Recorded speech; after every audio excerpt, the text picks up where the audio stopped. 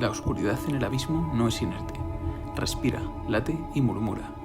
Aún entre el bullicio ajetreado y la iluminación sombría propia de las ciudades subterráneas, se puede apreciar palpitante la visceralidad de toda la cima. Es algo de lo que incluso la mayoría de los habitantes de los niveles inferiores no se percatan, cegados por el hambre, el miedo o la codicia fratricida que gobiernan los miserables como yo, que acabamos retorciéndonos en esa inmundicia, y soñando con algún día poder ascender hacia la superficie, donde la luz nuevamente nos bañe los sentidos, arrancando como hollín la oscuridad de nuestras carnes. Sin embargo, bien las riquezas y enigmas que guarda la roca y la descomposición que acecha ahí abajo, o la protección de las tormentas bisolares que asolan la superficie, cualquiera que sea la razón, las cimas, indiferentes a sus anhelos y temores, siguen atrayendo a grandes colmenas humanas que habitan sus ciudades, aun cuando para la mayoría de sus habitantes puede ser un refugio o un hogar. Para esa antigua profundidad no son más que otra parte de su organismo. A mí, en cambio, de alguna manera siempre me fascinó la profundidad. Me crié en la oscuridad, entre las sombras retorcidas que proyecta la compleja arquitectura de la que se compone la ciudad en el interior. La luz que emanaba de lo alto del sumidero principal siempre me generó un sentimiento ambiguo, entre la ambición y el miedo, como si los peligros y la opresión que encarnaban esas estrechas paredes de roca aceitosa se hubieran vuelto, con el desgaste de la cotidianidad, una amenaza más comprensible, incluso acogedora respecto a la vastedad y la aridez aplastantes de la superficie, o eso creía. El descubrimiento de las vetas de Arsène irrumpió en la ciudad como un torrente no de agua, sino de carne y ambición, cauce abajo hacia el abismo, un mineral que contenía la energía del Arcae y permitía expandir el poder de un Arcair o un injertado mucho más allá del alto velo, reflejado por el gran anillo en las regiones meridionales, hacia el sur del supercontinente o hacia la profundidad. Los túneles y fortificaciones se fueron extendiendo hacia el abismo de la cima.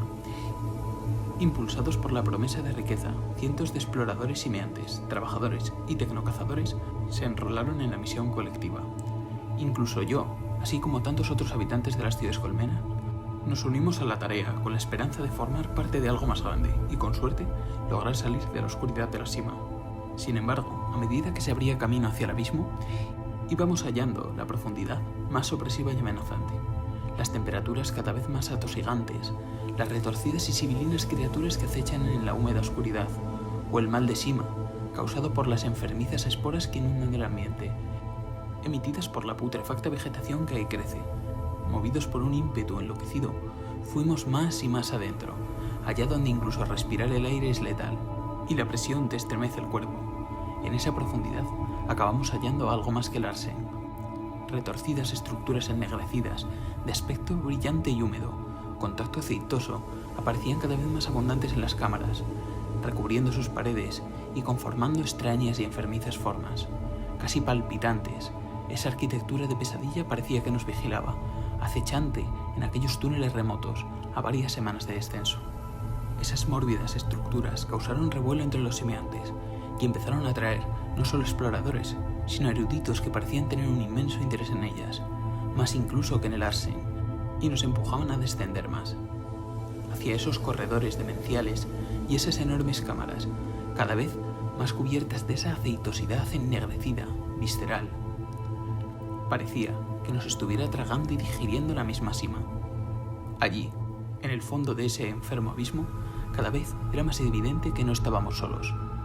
Entre las complejas estructuras retorcidas, de naturaleza que se nos escapaba, pero parecían responder a alguna suerte de función, sombras y ruidos inexplicables destrozaban los nervios de todos. Nuestro descenso prosiguió hasta llegar a ese lugar, aquella monstruosa fortaleza, inmensa, edificada en el abismo más lejano, repleta de túneles y cavidades refumantes. Las criaturas y horrores que en ella hallamos me perseguirán hasta el día de mi muerte, y quizás, quién sabe, más allá. Y aquella cámara, un trono repulsivo, enfermo, y su presencia cadavérica, monstruosamente monumental, adherida y parcialmente fusionada con esa pared.